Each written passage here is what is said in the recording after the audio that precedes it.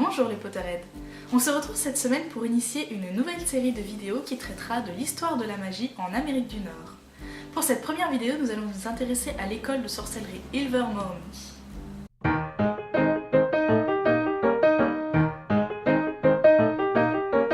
Nous allons diviser cette série sur l'école en deux parties. Dans cette première partie, nous allons nous intéresser aux fondateurs. Puis, dans la seconde, nous verrons la fondation de l'école. L'école fut fondée au XVIIe siècle au sommet du mont Greylock. Elle est cachée des moldus par de puissants sortilèges qui provoquent parfois d'épais brouillards. L'école Ilvermorny a deux fondateurs. La première est Isolde Serre, une sorcière irlandaise née de parents de sang pur descendant de la sorcière Morgane. Bien que née de parents de sang pur, elle fut élevée dans le respect des moldus. Mais elle perdit ses parents à l'âge de 5 ans lors de la tragique attaque de sa maison. Elle fut ensuite recueillie et élevée par sa tante Gormlaith Gaunt.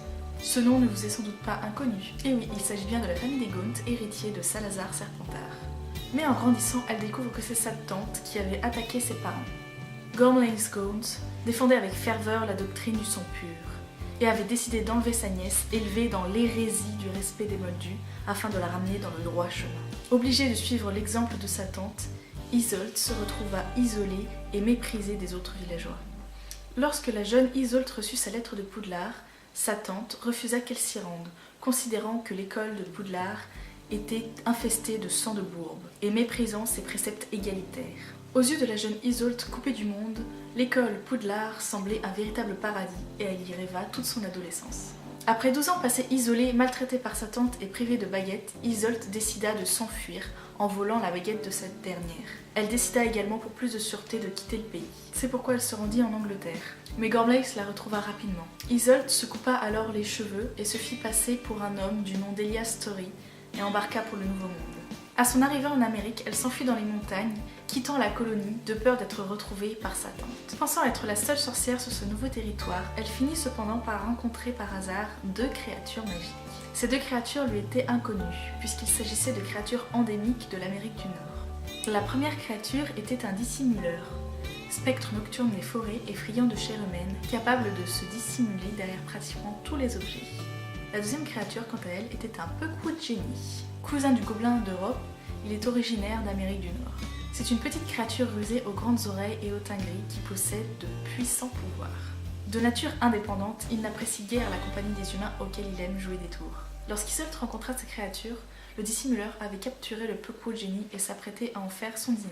La jeune sorcière sauva le Pequod et l'emmena avec elle pour le soigner.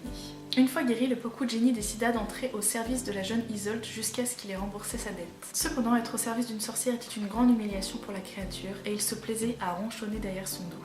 Et, au fil du temps, un lien d'amitié se tissa entre eux, ce qui fut un cas unique dans l'histoire des deux espèces. Respectant les tabous de son peuple, le Pequod-Genie refusa de révéler son véritable nom à Isolde. Elle décida alors de le nommer William, en mémoire de son défunt père.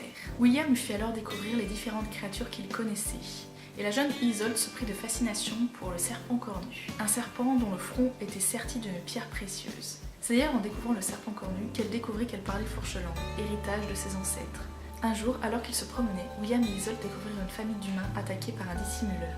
La bête avait déjà tué les parents, mais leurs deux garçons étaient encore en vie, bien que faibles. Refusant d'aider Isolde à les ramener dans leur petite maison, William accepta finalement lorsque la sorcière lui proposa de le faire en remboursement de sa dette. Les deux frères, Chadwick l'aîné et Webster le cadet, furent transportés à l'abri. Cependant, une fois arrivé, outré par le comportement de William, Isolde le congédia. Une fois guéri, il se trouva que les deux jeunes garçons étaient dotés de pouvoirs magiques, au grand plaisir d'Isolde. Retournée en forêt afin de donner une sépulture décente aux parents des deux jeunes garçons, Isolde tomba sur un homme, James Stewart, humain nommage issu de la colonie de Plymouth, colon anglais et tailleur de pierre, qui était parti en forêt à la recherche de ses amis qu'il avait perdus. Il décida d'aider la jeune femme tout en ignorant qui elle était vraiment.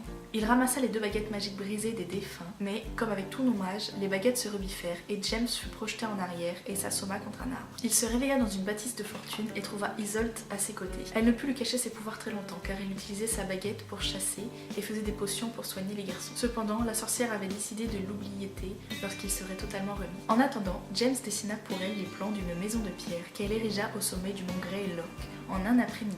Elle baptisa la maison Ilvermorny en référence à la bâtisse de son enfance que sa tante avait détruite.